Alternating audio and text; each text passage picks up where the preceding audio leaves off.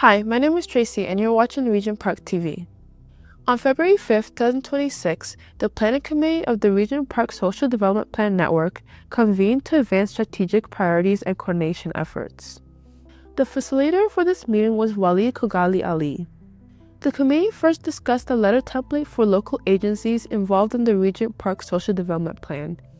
The purpose of this letter is to advocate for continued project and program funding of the SDP by highlighting how its support has enabled agencies to execute initiatives aligned with the plan. These efforts are designed to foster social inclusion and cohesion while addressing the core priorities of the SDP, which are community safety, community building, economic development, and communications. This letter is addressed to the Mayor of Toronto and the City Council. Let's go to that discussion. Let's have the agency's letter go up first, because we do have some folks who are going to be leaving the meeting at 2, and then we can talk about the one from the planning committee. So can we just share that one first? Okay. So this is the template that we've shared with a lot of organizations that have supported the Regent Park Social Development Plan or see value in investments in the Regent Park Social Development Plan. I have communicated with some EDs who are not able to make it today, but I'm going to provide everyone some context. We have received $500,000 for 5 years to resource it was a city council decision to resource the Regent Park Social Development Plan. So 2025 was the last year. So all the projects are basically concluding by March related to the Social Development Plan. Next week, City Council will consider the budget for 2026. So it's the mayor's budget, and we're hoping to send this letter to the mayor directly and our members of council, because they're all going to negotiate what goes into the budget. And the points that we've argued is these investments are necessary. There is a direct correlation with investments in community and community safety and the livability and supports for vulnerable members of our community. And whether it's seniors, whether it's supports for our youth, whether it's empowering grassroots organizations.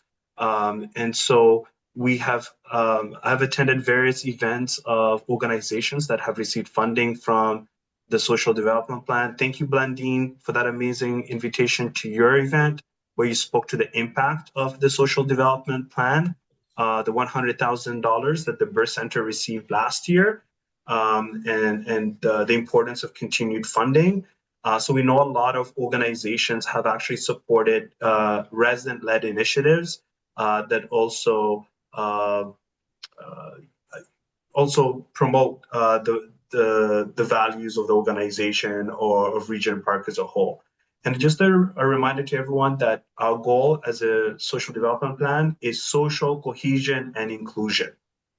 So I'll make sure that the link to this document is also shared in the chat, but maybe Brandy, you could just quickly go through the document. This is a template, and what we could do is just take some questions from participants, and if there's any changes that are recommended that will strengthen this template, we can also make that suggestion to folks. Just a note that it's your letter, right? You get to draft it the way you see it. This is just a suggestion from the planning committee on what to include, okay? What I can quickly say is the following. Maybe I can, Dini, maybe you can go first while I share the link of this document. Go ahead. Okay, I think it's essential that you distinguish between operating funding and project funding, because there is 50,000 ongoing operating budget. So if you say operating funding, they are going to tell you that there is a $50,000 annual operating budget. So say project funding, because that's the money that's not the 2.5. Okay, so we just changed this to project Yeah, that was the 2.5 million we no longer have. Okay, so project funding. Okay, so we'll do that. Excellent suggestion. Thank you, Dini. Anyone else? Why don't we go through the letter together? Brand, do you mind if we just if you went through it real quick, and then I'll do the next letter. I'll read it. We'll tag team. That's okay with you? Sure. Okay, so dear Mayor Chow and members of City Council, I'm writing on behalf of organization name to express our strong support for the restoration and stabilization of project funding for the Regent Park Social Development Plan in the City of Toronto's 2026 capital and operating budgets. The SDP has worked closely with the Regent Park community through SDP aligned initiatives, and we have seen firsthand the value of the social development plan as a coordinated framework that translates city priorities into real community level outcomes. The SDP has provided a trusted structure for collaboration between residents, community agencies, and city divisions, particularly in a neighborhood experiencing significant redevelopment and social pressure. Through involvement, our projects or initiatives, we invested approximately an amount, if appropriate, over time. This investment contributed to, and I guess at this place we would state what it contributed to, such as improved housing stability, strong resident participation, violence prevention outcomes, youth engagement, or improved coordination across services. These results were possible because the SDP provided clear governance, accountability, and a resident led approach grounded in lived experience. From our perspective, the social development plan functions as an essential social infrastructure. Predictable operating funding has enabled prevention focused work, reduced duplication across agencies, and supporting long term planning that is far more cost effective than reactive emergency responses. The gains achieved in Regent Park, particularly in community safety, social cohesion, and trust, are the direct results of sustained coordinated investment. We are concerned that the absence of stable funding for the Regent Park Social Development Plan in the proposed 2026 budget places these outcomes at risk. At a time when communities are facing rising eviction pressures, housing instability, and increased demand on crisis systems, withdrawing support from a proven prevention framework is counterproductive and fiscally short sighted. For these reasons, we respectfully urge City Council to restore and stabilize operating funding for Regent Park Social Development Plan in the 2026 budget and reaffirm Council's commitment to community-led social development as a core pillar of public safety, housing stability, and equitable city building. Continued investment in Regent Park Social Development Plan is not only an investment in one neighborhood, it's an investment in approaches that Toronto can continue to learn from and scale across the city. Thank you for your leadership and consideration. We would be pleased to provide further information if helpful. Sincerely, Awesome. our So organizations. amazing, whatever organization it is. Now, before we take comments, Dini, I don't know if that's a new hand or an old hand. We've got Dini, Gail, and Adonis next. Can I share the screen quickly? No, just before sharing, make sure you change operational to project. 100%. We're going to change that.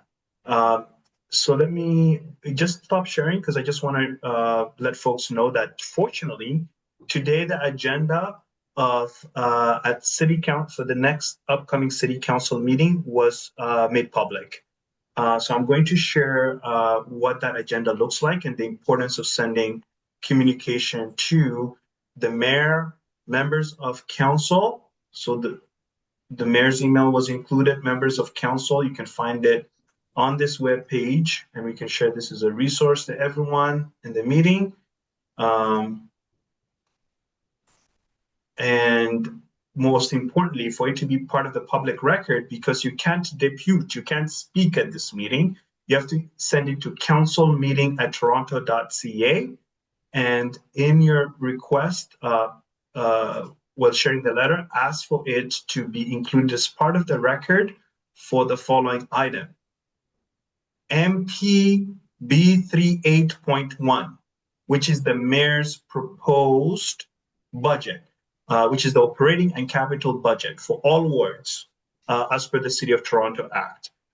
So this is really important. This is the item that you want to refer to in your letter. So we will update the letter to include that specific item. This information was just made public today.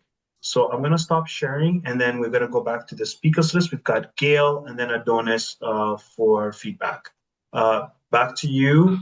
Sorry. You wanna catch it, Dini? I caught your reaction there. Okay. I put it in the chat as well. It's MP B38.1. Did you get that, Dini? Yeah, I got it now. Amazing. Okay, so I'll stop sharing, and then we'll take comments from Gail and Adonis. And Brand, if you don't mind sharing the letter again, so we'll capture some enhancements to this letter that we can send out as a recommendation. The organization will decide how to amend it. And then we want to go around the room just to confirm who's going to be submitting this letters by Monday. And you want to do it by Monday at 10 o'clock. Okay. So Gail first, and then Adonis, go ahead. Yeah, I think one of the challenges here is that the letter is extremely long and there's a lot of repetition in it because you're talking. Oh, shoot, sorry. Let me look at this thing again. Looking at the wrong thing.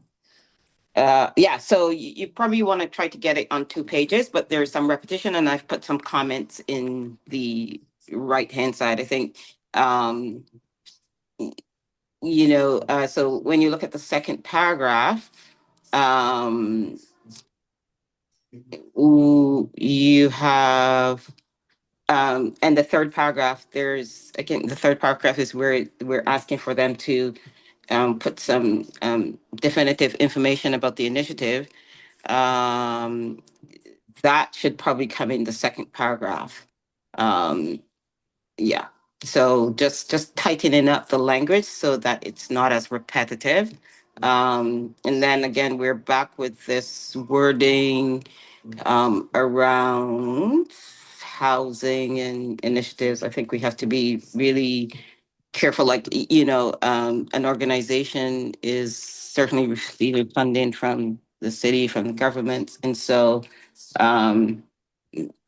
they're going to want to change some of that information. I think when you provide a letter of support to someone, you're saying, here's what you've done for us, thank you. And that's usually 1 or 2 paragraphs. So, yeah, because a lot of this, we're asking them to say things that we believe rather than simply saying, here's how we worked with the social development plan. But a lot of what agencies do as well is support. So there's the word collaboration, and then there's the word support. And they're usually supporting with their funding as well, not necessarily funding from the SDP. So I think tightening up the language and being very clear and succinct is really important. Here's how, and here are the benefits of what we did with the social development plan. Because currently, right, we don't have really any agencies coming to the table, right? Because they're doing other things, maybe in terms of their goals, or they're managing relationships with the city and all those kind of things. Just taking your point, keeping it within 2 pages. The letter is 1 page, so I think it meets those needs. And we do have a lot of agencies at the table. We've got a lot of representation at today's meeting and the last week's meeting. So this will be left to the agencies to amend as they see fit based on the impact of the SDP funds from their perspective. I know the Birth Center did an entire presentation on it. I'm assuming every organization understands the impact of resourcing the Regent Park community through a social development plan. But points taken. Adonis, you're next, and then we'll do go around quickly to confirm who's sending letters, and we'll go to the next item. Yeah, thanks, Waleed. I just thought it'd been helpful to mention the 500,000 annually. So when Okay. you say restoration of and stabilization of 500,000 project funding annually for the Regent Park, something to that extent, so that they know how much restore it and was. stabilize. Okay, so let's do what. Let's write that down. 1 second. You said That's restoration and stabilization of 500,000 annually in project funding for the Regent Park social development. not in That's in the operating first funding. paragraph. Yeah, What? what did you use? The word wasn't operating funding. It was program fund, correct? No, you have project funding already. 500,000 of project funding annually. Our restoration and stabilization of 500,000 annually of project funding, something to that, whichever way. Okay. Okay, sounds good. We'll make that change. Thank you, Adonis. Okay. Okay, thank you. Good letter. We'll go back to Gail, and then we'll do a quick round through on people's feedback. Again, my reference to agencies are the agencies that were here before. So if I've worked with someone and collaborated with them over 5 years, over 10 years, that's a bigger impact than I just received funding last year or the year before from the funds that were available through the city, right? So it does speak to building a relationship. This is not about saying that those who are here currently are not important. Absolutely. But my 10-year relationship is more important in showing the connection, the support, and the collaboration than a relationship that has not yet been established, aka the birth center, for example. The birth center's work, though, has impacted all of the community, which is important as well when it comes to the social development of people, right? Because they're not only working with Toronto community housing residents, they're working with all residents. When you speak of housing, your focus has been Toronto community housing. So that doesn't lend to showcasing social development. Thank you for that point. Okay, so my friends, Dini, go ahead, and then we'll quickly just ask organizations that are here on whether they need support to submit that letter by Monday next week. Go ahead. Yeah, I just, Gil, for clarity, are you talking about agencies that participate in the SDP network meetings? Yeah, whether it's YSM, Dixon Hall. Okay, because we do. We have TNG, Focus, Regent Park Community Health Center, and the Birth Center and TCHC. Yeah, I'm not saying that they are not, people who receive funding are not part of the ecosystem, but I'm saying those relationships uh, have been damaged or goals have changed, right? So would I, if I got a letter from YSM or Dixon Hall, who we've worked with and done all kinds of things with, that says that's a different communication than when I received that letter from the birth center, who we've not really worked with, but have received funding that has supported all of the community. That is my point there. Okay. Okay, so if you could, I'm just adding the new item that just came up on the agenda today, which is so that people know what to refer to in the template. Oops, undo. But I'm going to ask folks to just maybe indicate if they are supportive of submitting a letter, if they need any information. And maybe we'll start off with Richard, because I know Richard has to head out in about 15 minutes. Richard, and then maybe Blanding, go ahead. Yeah, no, looks good to me, Waleed and team. I think I've got everything I need to get this in by Monday, so happy to do it. Thank you, my friend. Yeah, of Blandine? course. Blandine, you want to go next? Oh, Adonis, you put your hand up? No, sorry. I just know I was going to ask where they send the letter to, but I see Mayor Chow and CC Also, maybe council. Latrona doesn't say. But also, we should have a copy of the letter. So why don't you put CC the SDP as well? Yeah. Yes, we did that in the original request. Thank you so much for catching that. So I'll add that. Okay, Blandine, you want to go next? And then Dini. Move my hand still. Okay. Blandine, you're good to go. I think she might be in another meeting. Okay. Cheryl, how are you feeling about the letter? It's like a pop question here. Who's good to go to send this letter by Monday next week? Our PCHC can send out a letter. We'll just edit a bit. I'm curious about if we need the exact number of funding, but we can name all the projects that have been funded. Like, should we name the amount of money? Oh, that's an excellent question.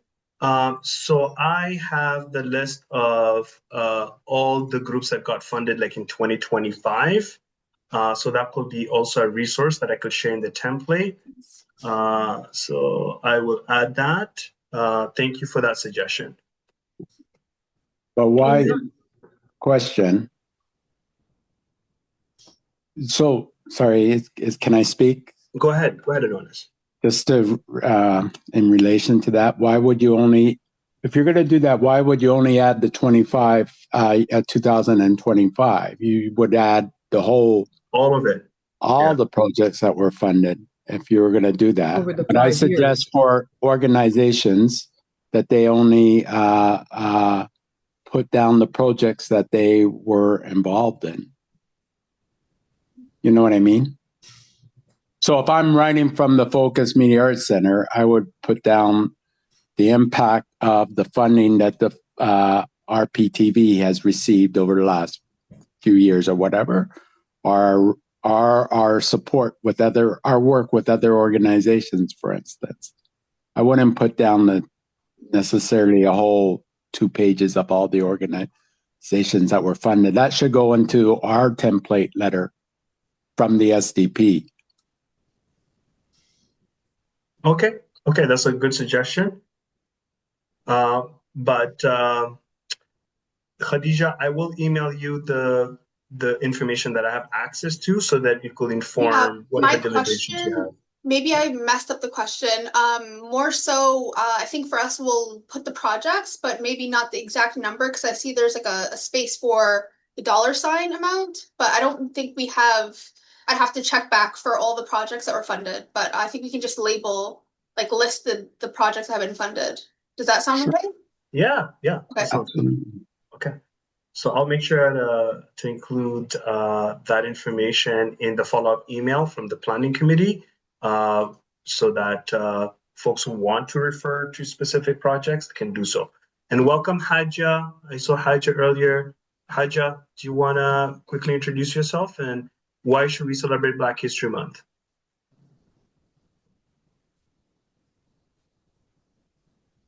Oh, hi, Walied. How are you guys? How's everybody doing? Amazing. Good. What was the question again? Why should we celebrate Black History Month? Or why should we not celebrate Black History Month?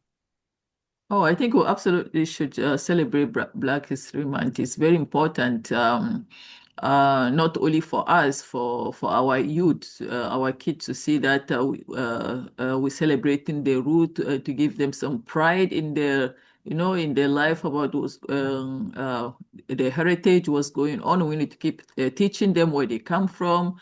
You have to know where you come from before you know where you're going. So yeah, it's very important. Thanks, guys. Amazing. Thank you, Haja. Okay, so I will add the members of council contacts in this letter so that you have everything you need to send out. Cheryl, can we count on a letter from your wonderful organization? Yeah, for sure. Amazing. Thank you, Cheryl. Mr. President, Shahan, can we count on a letter from RPNA? Yes, we are going Monday, right? Yes, 10 o'clock. we're doing also a press conference on Monday. Yes, that is correct. Yes, we are Thank you, ready. my friend. Thank you, Shahan. I appreciate that. You're welcome. Blandine, whenever you're ready. Adriana, you can also introduce yourself if you like. I'm assuming Blandine is a yes because we did talk before this meeting. Asen, is there any organization that you are a part of that could send a letter of support? Waleed, I want to say Adrienne is at work, so she's probably on the phone. That's why you can hear her. Okay, thank you for clarifying, Haja. Appreciate that. Yeah. Adonis, back to you, and then I'll go around just to name the folks who have confirmed. Adonis, go ahead. Yeah, the last recommendation I would put, well, maybe not the last, who knows, but where you have CC the council, why don't we CC our counselor? Well, 100%, we have to. Yeah. All the counselors, actually, not just our Oh, I counselors. know you have counselor meeting at Toronto. I'm assuming that's all the counselors, but specifically, why don't we put Chris Moyse? He is there, paste, and I'm adding the other counselors as well. So give me 1 second. Oh, he is there. Okay, I didn't see it. Sorry. No worries. I'm just adding it right now so that I don't think people know where to get this information. The budget chief is known. The person who chairs the meeting is Shelley Carroll. So I'll make sure that all these contacts are added to the letter. Okay, great. Copy, email address. Okay, so I'll go back to Asan.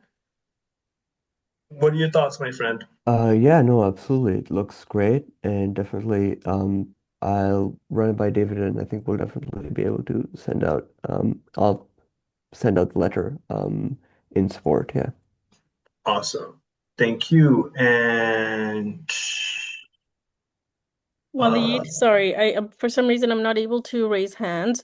I just have a quick question. Does the letter has to be sent out by Monday? Can the organization get some more time? yes, you can. You can send it after Monday, right? The city council meeting, it runs for, so I'll quickly let people know, it's not just one day. So it basically runs from, until February 10th.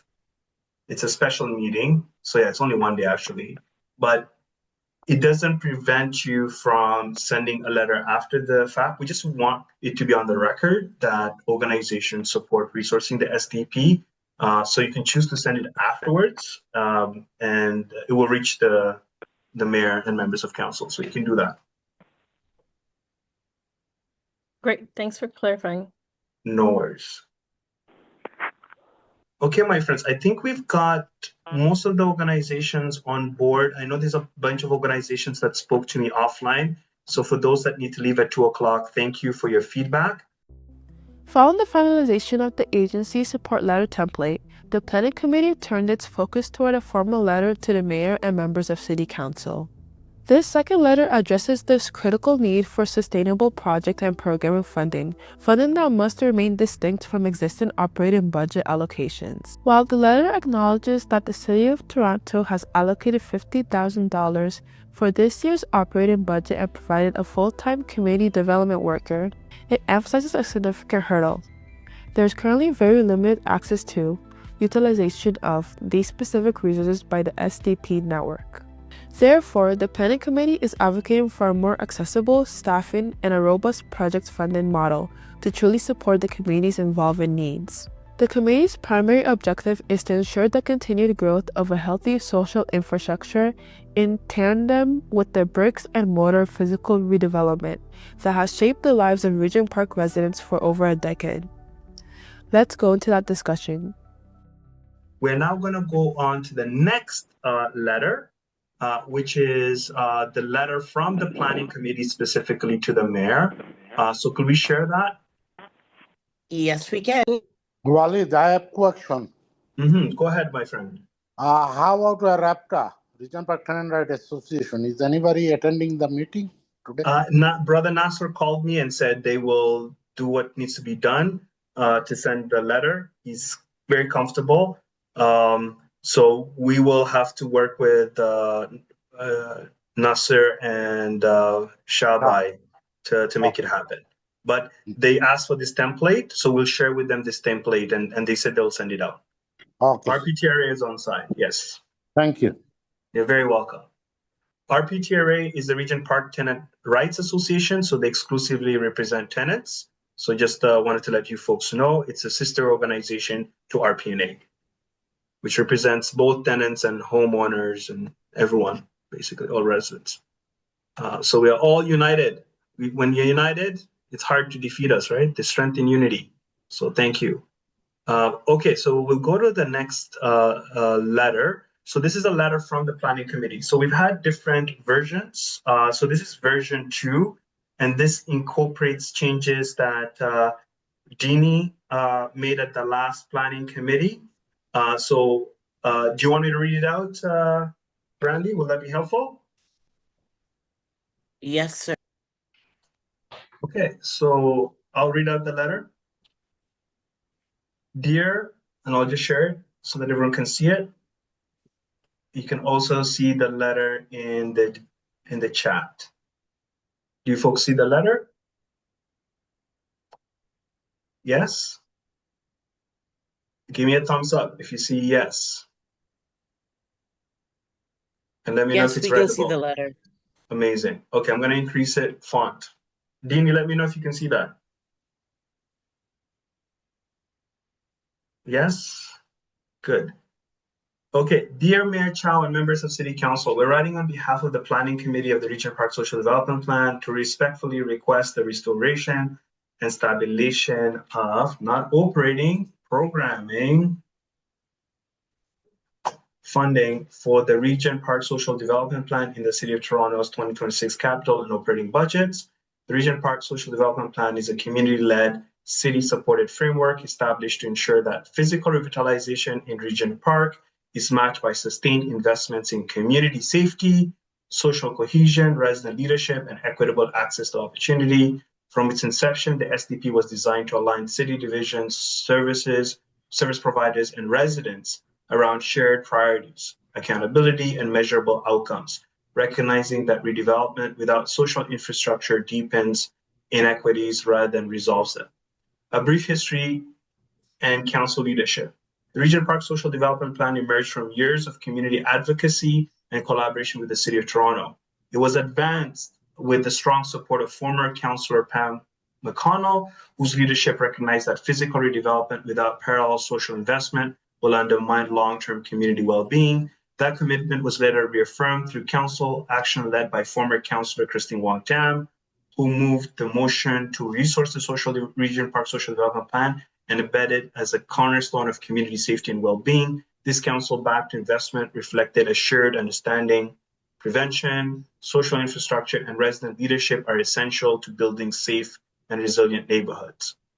Demonstrated successes and outcomes. Between 2019 and 2025, city investment in the Regent Park Social Development Plan supported tangible and measurable process, including zero gun-related deaths in Regent Park in 2023, a milestone widely attributed to sustained violence prevention, youth engagement, and community-led safety strategies.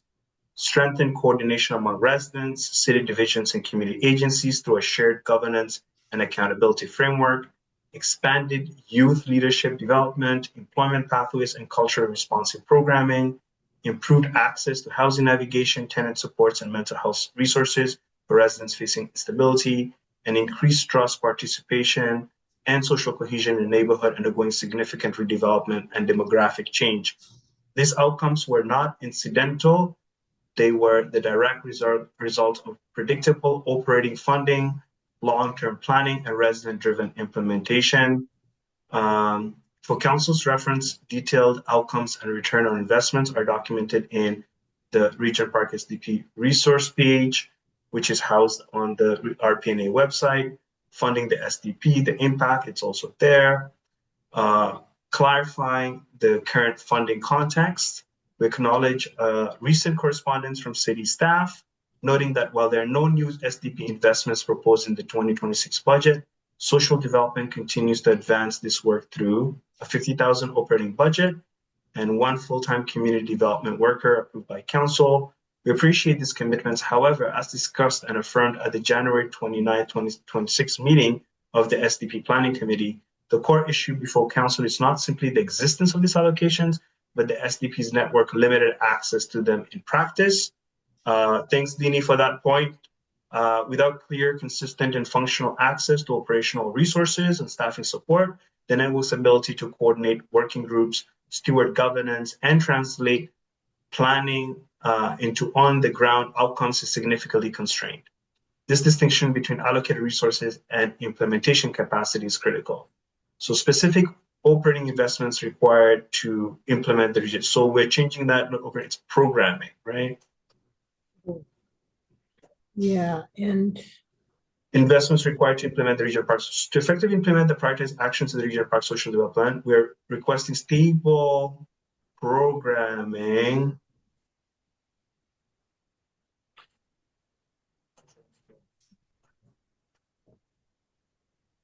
investments in the following areas: SDP coordination and backbone capacity, dedicated. Actually, project investments. Say that again? It was project, stable project. Project, okay. Yeah, or you can put programming / project.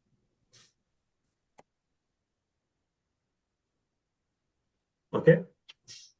SDP connection backbone capacity, dedicated operating funding to support the central coordination of the SDP network, including convening the 4 working groups, coordination across city divisions and partners, stewarding implementation of council-approved priorities, and supporting reporting and accountability, resident leadership, governance, and participation supports, operating resources to ensure meaningful resident participation through honoraria and accessibility supports, leadership and facilitation training, and full implementation of the Shaping SDP Culture Framework, including conflict resolution, mediation, and accountability processes. That's a gap that we identified in previous meetings. Community safety, prevention, and violence reduction coordination, sustained operating funding to support community-led prevention, infrastructure, youth engagement linked to safety outcomes, and coordinated strategies that reduce reliance on enforcement and emergency responses, housing stability and tenant support integration, operating support to coordinate housing navigation, eviction prevention, tenant education, and alignment between social development, housing stability, and anti-displacement strategies, particularly critical as eviction pressures continue to rise. Monitoring, evaluations, and knowledge mobilization, modest operating resources to track outcomes, support evidence-based decision-making, and share lessons learned to inform citywide scaling of social development plans. This was a point that Foster highlighted as something that many organizations, many neighborhood associations across the city of Toronto want. So they wrote a letter of support for that. So this aligns with that request. These investments are not program by program grants, but essential social infrastructure required to translate council priorities into measurable community outcomes. The reason why this line is there is because for the $2.5 million that we received for 5 years, it was tied to prioritized actions. That's what City Council funded. Okay, so this is very important. Alignment with Foster and CABRAC. So this shows a support from the community, not just in Regent Park, but across the city. These requests investments are aligned with and reinforced by broader city endorsed directions on equity, prevention, and community safety. FOSTRA has formally endorsed sustained operating support for social development plans as a resident-driven, prevention-focused approach to neighborhood well-being. In addition, the Confronting Anti-Black Racism Advisory Committee advanced motions emphasizing the need of structural preventative investments to address systemic inequities, housing instability, and community safety. These motions were referred by the Executive Committee on December 9, 2025, under item 2025-X28.19, affirming Council's recognition that upstream social development investments are essential to reducing harm and inequity. The Regent Park Social Development Plan directly operationalizes this council-endorsed directions at the neighborhood level through resident leadership, prevention-focused strategies, and accountability governance. The consequences of disinvestment. The absence of stable operating funding for the Regent Park Social Development Plan in the proposed 2026 budget places these hard-won gains at serious risk. at a time when pressures on communities are intensifying across Toronto. This comes as evictions from city-owned social housing continues to rise.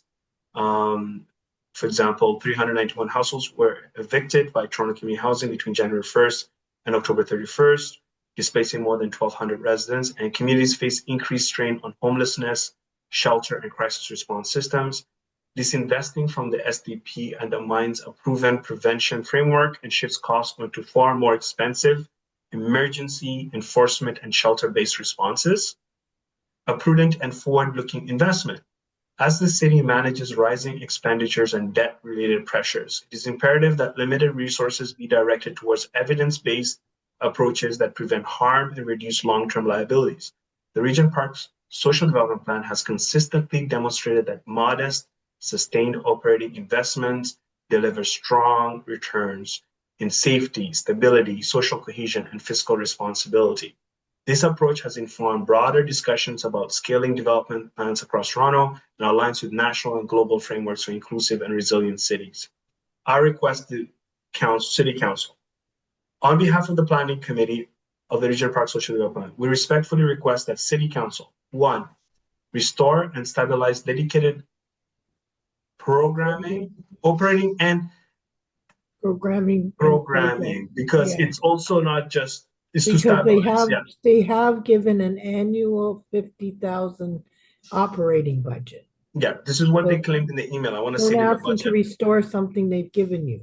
Yeah, so we'll say restore, which is programming, and stabilize dedicated operating funding for the Regent Park Social Development Plan in the 2026 budget, specifically to support coordination, resident governance, prevention-focused community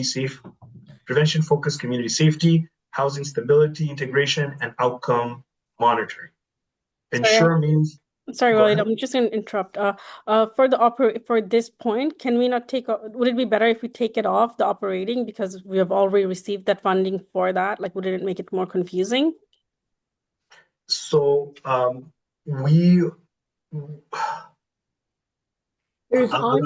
be candid here. We got an email from city staff that they said that that's what's going to be included in the budget. That's not what like right now what we are experiencing is we don't have funds like specifically the operating budget, the $50,000 that we could access. So we raised that point earlier that we can't even access it, which is an issue. But there is nothing that has been approved by council that said this is going to be a staff recommendation. But so we need to make the distinction. Walied, yeah. It was granted as an annual $50,000 operating budget for the SDP. So no, I agree. No, I know, but it's not for 2026. There's nothing. I asked afterwards. There's nothing. There's no motion that was passed by council for that. This is a staff. But when they gave it to us, it was ongoing. Yes, but it was ongoing. They didn't give it to us. They gave it to SDFA. It's part of the SDFA budget. Okay. It's an ongoing amount. So restore and stabilize dedicated programming? Programming/project funding. Or project funding before the programming, so that makes it more kind of solid. Okay. Yeah, and then give us access to the operational budget. Okay, project and programming funding. Okay, change has been made. Yeah. Specifically to support coordination, residence governance, prevention, focused community safety, housing. Okay, so we've gone through that. Yeah, now here it is. Yeah. Ensure meaningful access to approved operational resources and staffing. Yeah. So that the SDP now can effectively implement. Okay, that point has been made. Thank you. Affirm the Regent Park Social Development as a core implementation vehicle for council directions to foster advocacy and CABRAC endorsed motions, including those referred to the executive committee under this. So restored funding to the Regent Park Social Development Plan honors the legacy of council leadership that made this work possible and ensures that Regent Park residents are not left behind at a moment of growing instability across the city. Thank you for your consideration. We will welcome the opportunity to provide further information or meet to discuss the continued importance of the Regent Park Social Development Plan. Okay. Oh, sorry, Waleed. I'm sorry for some reason I'm not able to put my hands up. Yeah.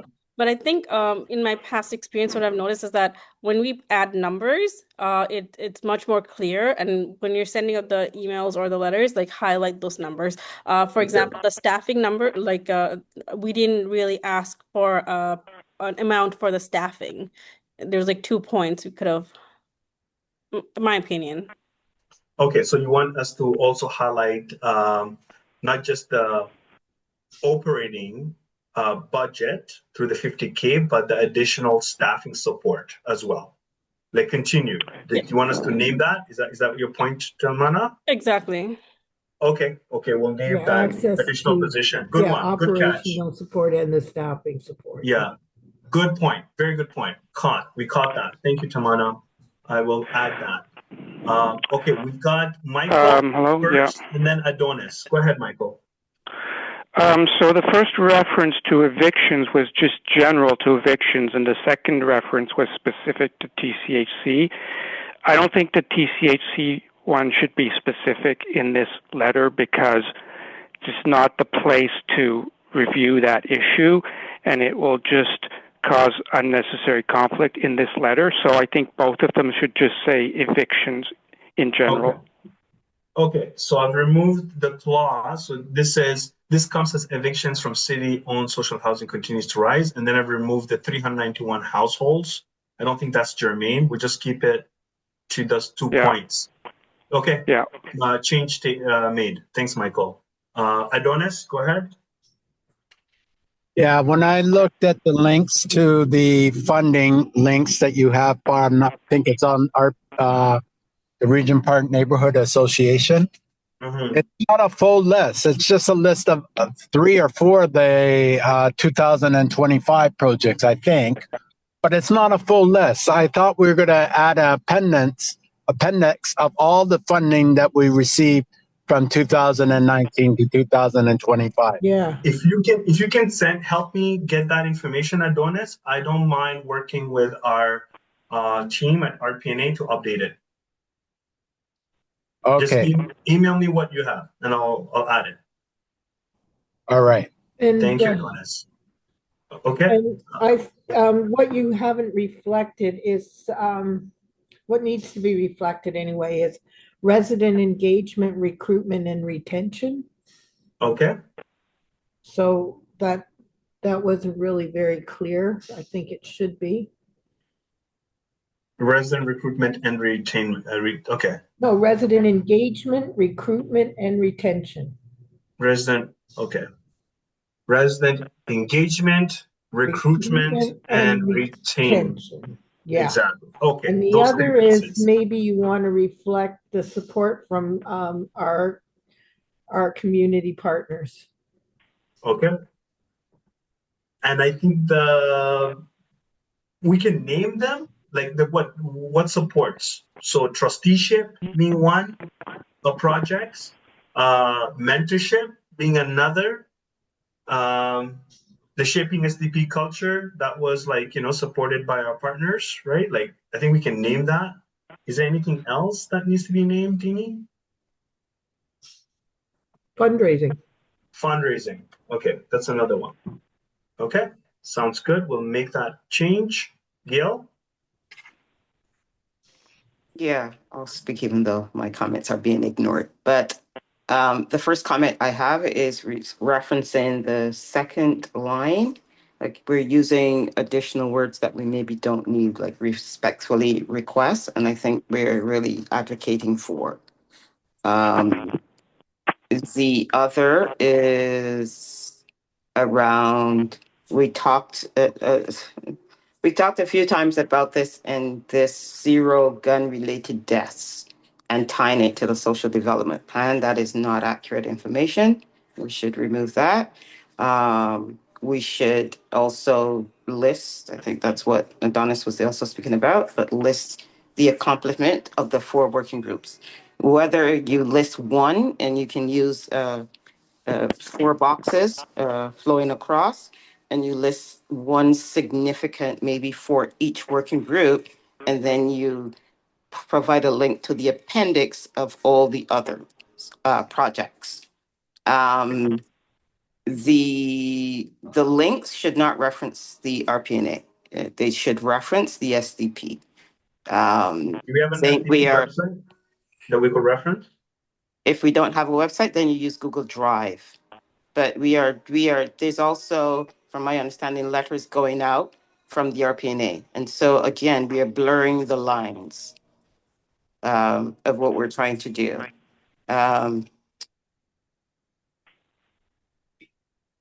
The other comment is all the way on, I don't know, that's page 6. This is pretty long.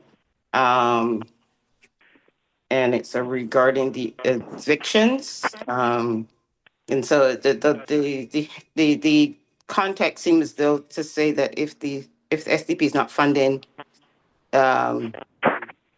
if SDP is funded, you won't have evictions, and that's not true. Well, that's not what it says, but let's go through each point one by one. First, that is just my understanding of what I'm reading. Yeah. Right. Yes. So we should change that, because if I can read it that way, someone else can. We don't need Please, to please contentious offer about this. Yeah, please offer alternative language for clarity's sake. That will be helpful. Yeah, we should remove it completely, because again, evictions are referencing Toronto community housing unless the letter is focused on TCHC residents. But if the letter is really about all of the community, then you have to look at evictions in market. That is quite different to TCHC. TCHC, I may be on an eviction pathway, but it may take 3 years. It may take 10 years. In market, it's immediate. So those are two completely different challenges. And so when we put those numbers in, we're speaking specifically to one group in the community. Okay. Yeah, you won't prevent eviction because it doesn't do anything. Well, Yeah. Sorry? Okay, so let me address those points. So the first one that you talked about, advocate for, that's a welcome change. I think that makes sense. With regards to the zero gun related deaths, I spoke about this at the last planning committee meeting and the one prior. That's part of the public record. So it's your perception that it's not correct, but the public record that it is. So I'm opposed to that change. The next is with regards to the resource page. If we could find a link to a Google Drive that will house all that stuff, I will appreciate it, and I'll be happy to make that change. So I'm gonna ask you to support that work, and we'll get it done. The next is with regards to eviction. So we know that TCHC tenants are members of the Regent Park community and are very active through the social development plan, including the planning committees and the working groups. And there is no dedicated funding in the city budget, and we're hoping it will come through the social development plan to support tenants, vulnerable tenants at risk. So if you are on Ontario Works or if you're on ODSB, you don't qualify for example, the rent bank. And I have been dealing with a lot of eviction matters, a lot of them Regent Park residents. And I can tell you from my experiences that gap exists. And I believe through a social development plan, funding could be directed to groups or to resident-led initiatives that will support vulnerable tenants, whether they're TCHC tenants or market tenants. I think we can capture both. I think that was mostly the comments. So I see Adonis and then Dini. Adonis, go ahead. Yeah, Waleed. I think a compromise, because I kind of agree with Gil. I think the compromise is that you put that the SDP contributed to the zero violence and not the cause. That's okay. So I think we could agree to that for that, I believe. The other comment I make is around the housing thing. Nothing in the SDP is, in my opinion, about evictions and housing. I'm not aware of any projects that was resourced for that reason. I think if that's an issue for RPNA, that they should add that in their own letter. and not the SDP networks letter, because I think I don't believe there's agreement for that. That's not one of the issues that we have advocated for in the past. So I think that's something that shouldn't be in this particular letter. Although I agree with the sentiments about it, but it shouldn't be in this letter. The third thing is I agree with Gil that it shouldn't be linked to RPNA. RPNA is a separate organization. We shouldn't post the link to RPNA on it, but I think that what we could do is I'd be happy to put something together for the Google Drive in terms of all the projects. As you know, RPNA has been followed. The projects has descriptions. RPTV has all the information about all the projects that were funded over the years, and we could put something together about that. And then finally, I would say that we haven't spoken about, I believe that one of the concerns that will come up is around the community benefits. And why should we be funded Regent Park when they have $26.8 million of community benefits coming in? And I think we have to address that by letting them know that this project funding won't be available for the next few years, or however it is. I think we have to acknowledge that. So those are my comments. Well, great comments. Thank you for taking on the responsibility of compiling all the project-related activities that have been funded by through the SDP, and I welcome you sharing that link. I think we can move forward on that item. With regards to eviction preventions, I just want to clarify this was discussed at the safety network and the community building working group, and there is interest in residents to support this work in both of those working groups. So we might have not put it on the agenda of the planning committee, but it has come up in other spaces. So I think we should keep that point. RPNA will continue to advocate in other ways for further investments in this work, but apart from the federal government through the most recent project, I think we need to have city resources to do this work because it's impacting TCHC tenants, and TCHC is a subsidiary of the city. So I just want to name that. Deanie, you can go next. I was going to say, I really think that's RPNA's tenant empowerment project. Like, it really is far more, and I agree that one way of being able to do that is to put that in RPNA's letter, reflect it that way, because the only other way would be to acknowledge that EED supports residents to improve their economic status. Yeah, yes. The workforce integrator. Yeah. But to say that we've really done anything, I think that's really RPNA's work, not the SDP's work, the housing stability piece. Okay, point taken. We can change the language to focus on the workforce integrator and the economic. That's far more. Okay, well, yeah, just want to voice that there is interest in that initiative in the future. But yeah, well, then we would start that, then we could reflect it. But right now, I really think that's RPNA's work. Okay, sounds good. Okay, so I'm going to stop sharing. We'll make those changes. Just a friendly reminder to everyone before we move on to the next item. All these letters are due on Monday, February 9th. Hopefully 4:30, but if you send it by 10 o'clock that night, the clerk will add it to the agenda the next day. So try to submit it by end of day Monday so that we could have an impact on what council would consider. So I want to thank everyone for all the input and suggestions. After reaching an agreement on both letters, the committee moved to the next agenda item, the Regent Park SDP Shaping Culture Policy. While this policy has been a recurring point of discussion in previous meetings, the conversation was advanced further in the session by Adonis Huggins, co-chair of Communications Working Group.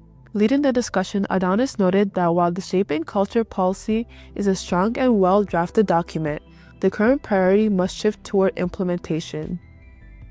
He emphasized the need to move beyond theory by empowering the Shaping Culture Committee to act on these policies, effectively giving life to the document through tangible action. Let's go into that discussion. We're now going to the next item, which is the Shaping Culture proposal. So Adonis, you have the floor. Go ahead. Okay. Yeah, hi, folks. As you know, Shaping Culture has been working for some time on both the policy, and that was read last week, parts of the summary of the policy. And there's a bit of more work to be done. But one of the things that we're hearing is there still continues to be conflicts within the SDP between members, and I think that and because there's no process for mediating these conflicts. When I say there's no process, I mean we have great policy documents. We have, but there's no real application of what's those policies to members. So one of the things I thought would be helpful is that we empower the Shaping Cultures our committee to actually do an incident reporting form, that we to decide where those incident reporting forms would go to in terms of being able to follow through. So if someone has an incident or accuses bullying or that they not only write the incident report, but they forward it to someone who's appointed to receive them in this, who are part of the SDP planning committee. And then 3, that we have a number of persons who are appointed who understand the Shaping Culture document and policies, who can help those people in conflicts go through the process of the policy and help them to figure out how they like to mediate the conflict. So that could be maybe pointing, choosing, again, the people in conflicts might want to choose one of the 3 people to help them resolve the conflict. Or it may be where the 3 people can help them figure out who else can be involved with helping them resolve the conflict. The 3 don't have to be involved, of course, but it's just to ensure that the process is the policy is being used.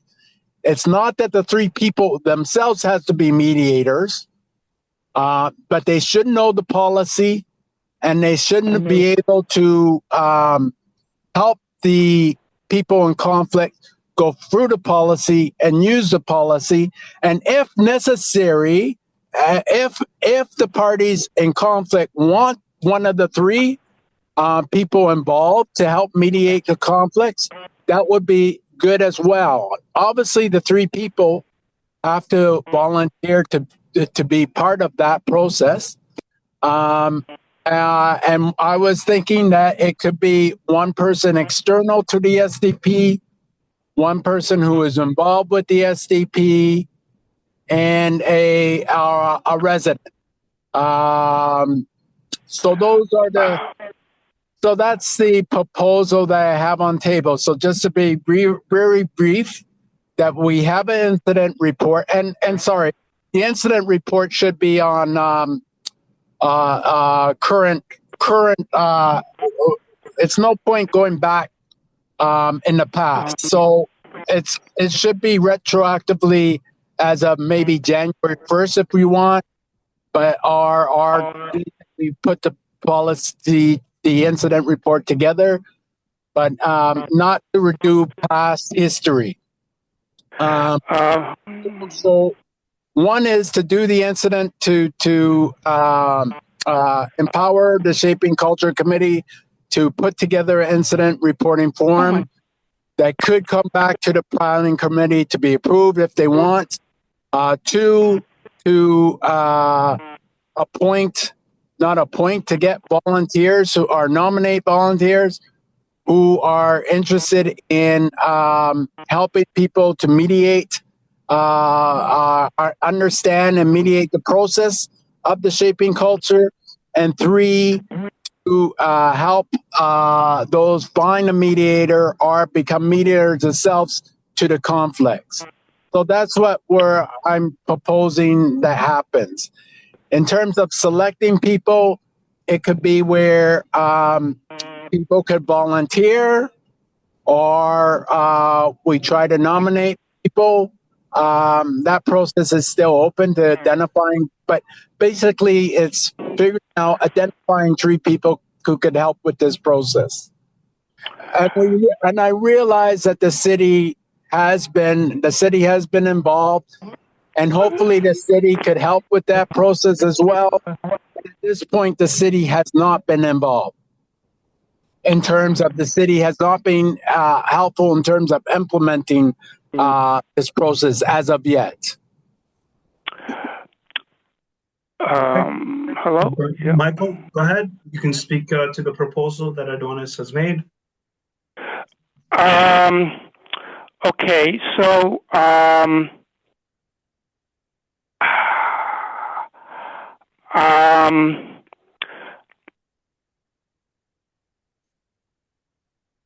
in the original document, the role of the administrator was to do the part about finding the mediators.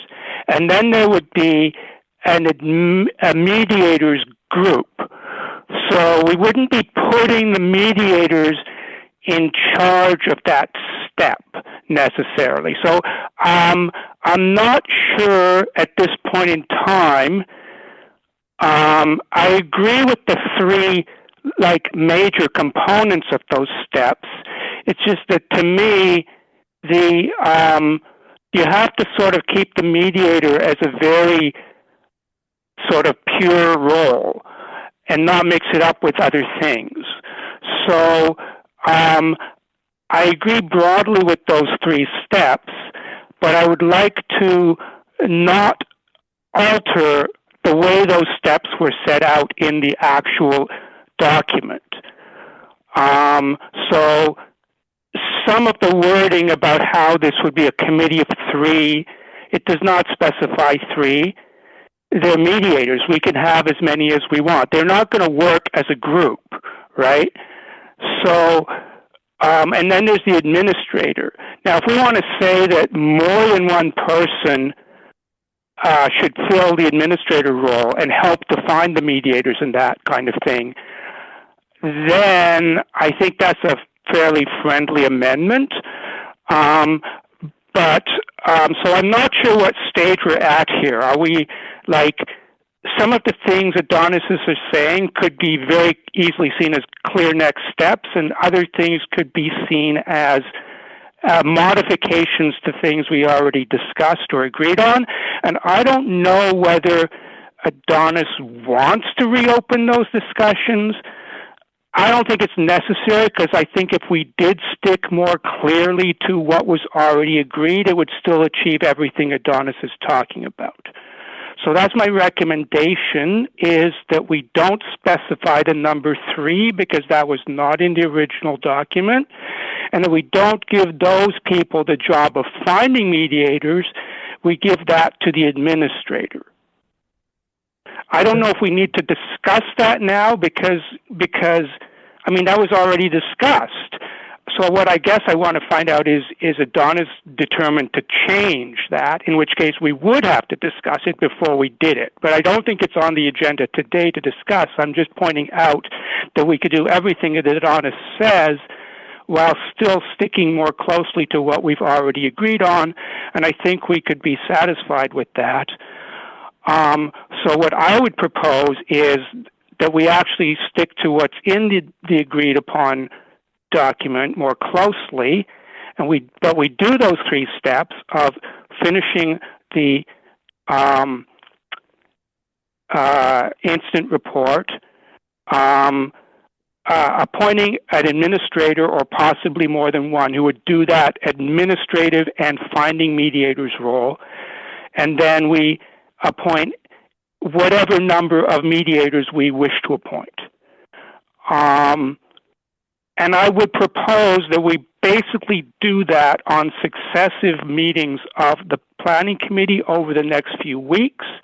So one of those items per meeting, because I don't think the Shaping Culture Committee is going to get sort of restarted. And if Adonis's main concern is to implement this quickly, then if we put each of those 3 items on one of the next 3 agendas, we will move through it. Because those are the 3 steps. The only thing I'm sort of saying is that the exact characterization of what's in each step might need to maybe be more closely to what was previously agreed. Mm-hmm.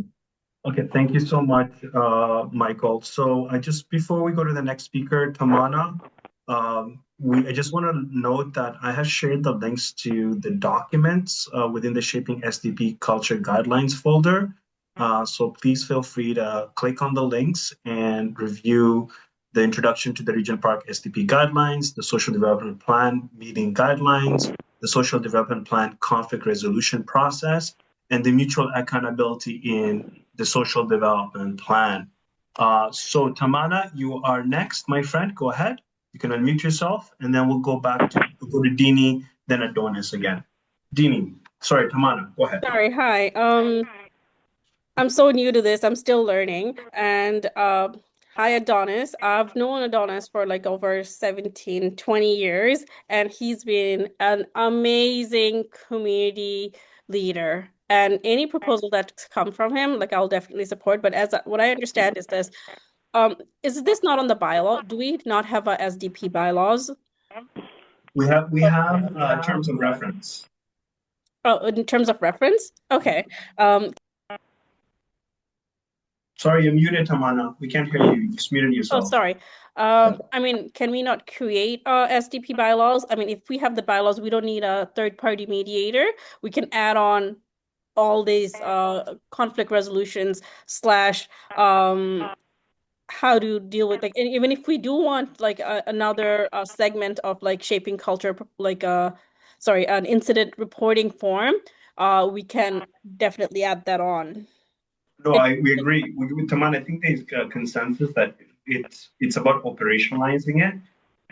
We have reference of the Shaping SDP Culture documents in the terms of reference, so there is alignment there. Thank you for pointing out the importance of having bylaws or terms of reference. But now we're talking about how do you operationalize it, because we don't have an incident reporting form. The issue has been resources, and Adonis, I think, is highlighting that it should be volunteer-led for now. And in the future, if the city wants to resource this work more intentionally, they can provide suggestions that would improve the process. But what do we do now without the resources? So it will basically boil down to volunteers. That's what I'm taking away from the proposal. But Kaman, is that clear, or can we move on to Dini? Yes, of course. It's just that you just said it's a reference. It's not actual bylaw. So it's a different. Because we're a network. We're not like a legal entity. So we're not an organization. Okay, got it. Well, it is an organization. And I think Adonis did mention that not the previous incident that took place. He's saying moving forward, so nothing from the past. So just I guess he's coming from his from the experience and whatnot. Yeah. Okay, we'll go to Dini first, then Adonis. Go ahead. I meant to And my say friends, you have 20 incorporated minutes, and organization. we still have one other item before announcements. Okay. Go ahead. I just wanted to say that originally the CRA, or the conflict resolution assistant, was the point person who would receive this incident reporting form and be the initial communicator that would help the parties understand the process. So that was the purpose of that role, because who do they send this? Who gets this form? Yeah. You know, that's still outstanding with the proposal that I heard. And it's always been volunteers that would be implementing as mediators. They would all be volunteers. There was no paid positions. But the difference was that with the city's initial offer was to ensure that residents in the community received training to become mediators. So that's what the support was that the city was supposed to provide, not that they would pay mediators. Okay. Thank you for clarifying that, Dini. Adonis, go ahead. Yeah, thanks. First of all, Tamara, it was great to see you, and I'm glad you're here. So wonderful. Yeah, I think that what we want, because there's no because we haven't appointed anybody to take those forms, the conflict resolution person that's in the policy, that's the first, for me, sorry, the incident reporting form is the first step.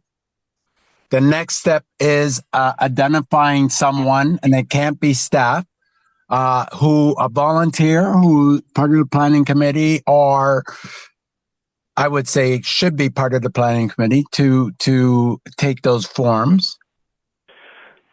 And I hear Michael saying that anybody, I guess that the conflict of parties could choose anybody, and that person could assist them in terms of choosing anybody in the community to try to mediate that. I guess I'm fine with that.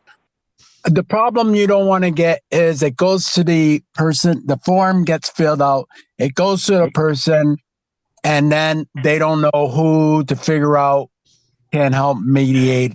There's no one there. So No, I agree with having a list of mediators. I agreed with that.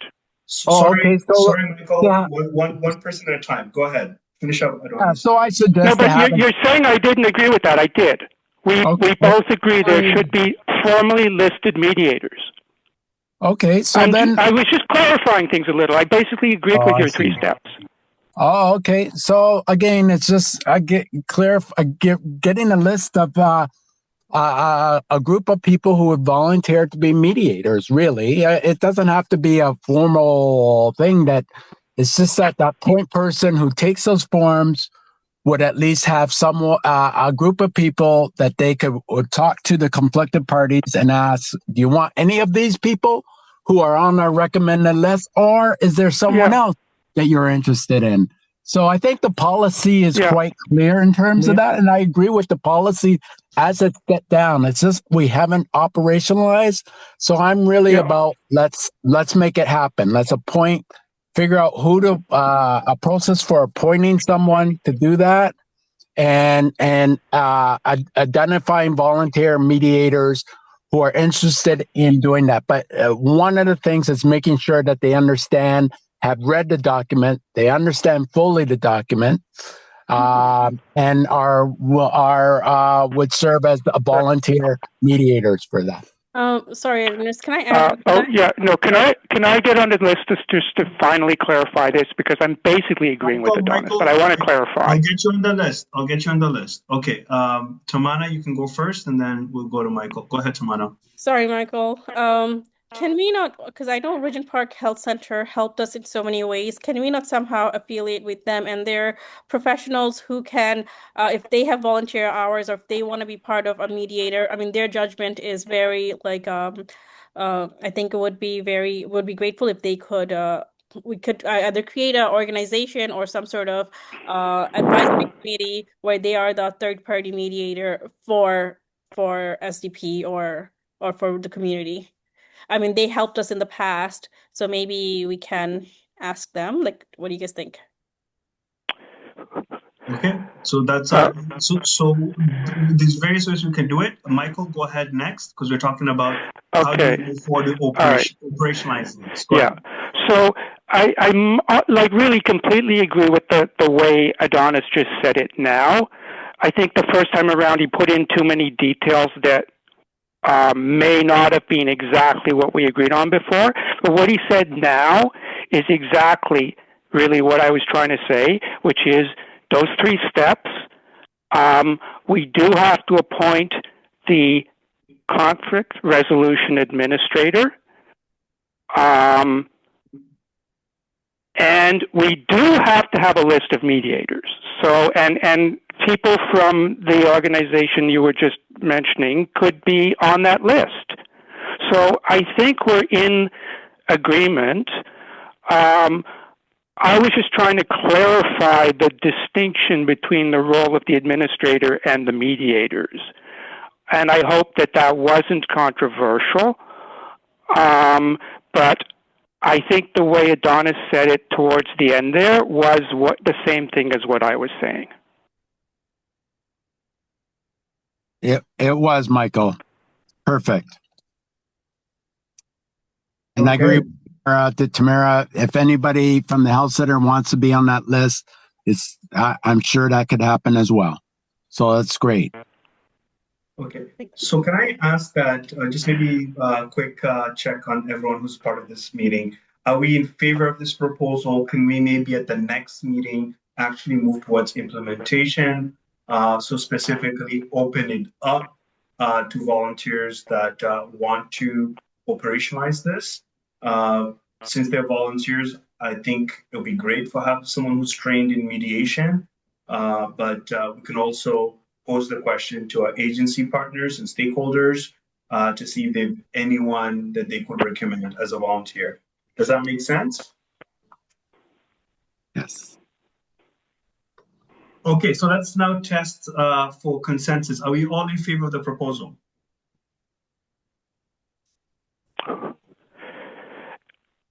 Yes, like the shorter version he gave towards the end. Okay. Yes. Okay, Adonis has his thumbs up. Okay. Who else is in favor of this? Miguel is thumbs up. Okay. Hajj thumbs up. Good. We're going to be making a decision, my friends. We're moving to implementing this next week. Hassan is here. Everyone is yes. Okay, we've made a decision. Congratulations, on the next everyone. agenda, we need to approve the incident reporting form. So that will come at the next meeting on Thursday. Yes, I believe we should do it that way. Just bring it to the meeting and do it. Okay, so we'll have an incident. It can come up at agenda planning on Tuesday next week as a draft, and then move to approval on Thursday next week. Okay. All right, my friends, we made a decision on this. Congratulations. Adonis, thank you for putting forward that proposal, and it has been accepted by the planning committee. Following a thorough discussion of Adonis Huggins' proposal, the committee reached a consensus. To bring the Shaping Culture policies to life, the committee agreed on the development of an incident reporting form, the appointment of a conflict resolution administrator, the creation of a volunteer mediators pool, and the establishment of a functioning conflict resolution process. These mechanisms will be directly guided by the established Regent Park SDP Shaping Cultures policies to ensure accountability, community harmony, and effective conflict resolution. The committee then proceeded to discuss the upcoming SDP orientation for new and existing members. Let's go to that discussion. Now, I'm just going to ask you to speak to the work of the SDP communications meeting that happens on Mondays to help work on the SDP orientation for new members that will happen on the 24th. Go ahead.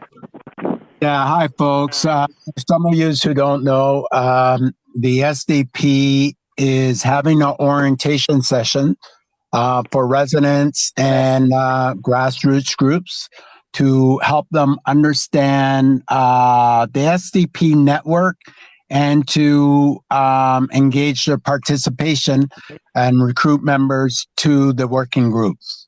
So we're putting together orientation session that is going to be held on February the 24th. Brandy, I sent you the poster, a link on Google Drive. Can you open that up and share that so that people could see? But so while we're waiting for Brandy, you're good with that? I'm here. Yes, I'm good with. Okay. So while Brandy's putting that together, essentially the community communications working group is meeting again on Monday. We met last week. We'll be meeting again this Monday at 5:30 over Zoom. We're to finalize the contents of the orientation session that we're putting together. And essentially, it's to give people a working knowledge of what the SDP and the SDP network is all about. We're not going to go into a lot of history. We're not going to go into the changes of the evolution. It's really about just giving people a basic understanding of the SDP network, the structure, and the working groups. So here's the poster that we have put out. You might want to bring it up, Brandy, a little bit, zoom in a little bit.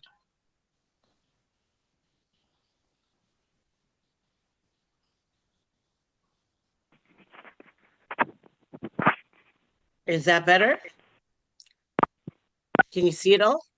Well, I'm on my phone, but can people see that okay? Yes, You it can looks see great. half We of can it see at that size. Yeah, the one thing is the QR code and BTRL, but we talked about it on Monday, so hopefully next week we'll have it updated with the QR code and BTRL link. Yeah, so one thing is we don't know the link. The other thing, which link we're going to use. And the next thing is that we're not clear if we're going to make that link completely public, right? So what I suggest is why that... Why not? Why not make it public, the link? For anyone who's a Regent Park resident who wants to come to this should be able to come. Yeah, but by making it out to the whole community, that we know in the past that people come in and disrupted meetings. Okay, Blandine, before you go, we're gonna ask you how the meeting went. Give us. I know you have to go to another meeting at 3 o'clock. So once. Anyway, Yeah, I would leave the link open too. I really don't see a problem. We can just, if anybody started something, just remove them. Okay, so Brandy, why don't you send Brandy, if you arrange the meeting and send us the link, we'll do that. Sure. I can help you with the QR code and the BTRL, Brandy. Just sure. To get on that. Okay, looks great. Great job, Adonis. Thank you for that. Towards the end of the meeting, the SDP administrator, Brandy, made several announcements. Okay, perfect. So we've got the BGC and SDP Black History Month celebration on Saturday, February 21st. This event will be happening from 1 p.m. to 8 p.m. It's a long day, but full of entertainment. We've got a DJ, we've got raffles, we've got prizes, we've got entertainment this is a youth-focused Black History Month celebration. So we are honoring the past while celebrating the youth.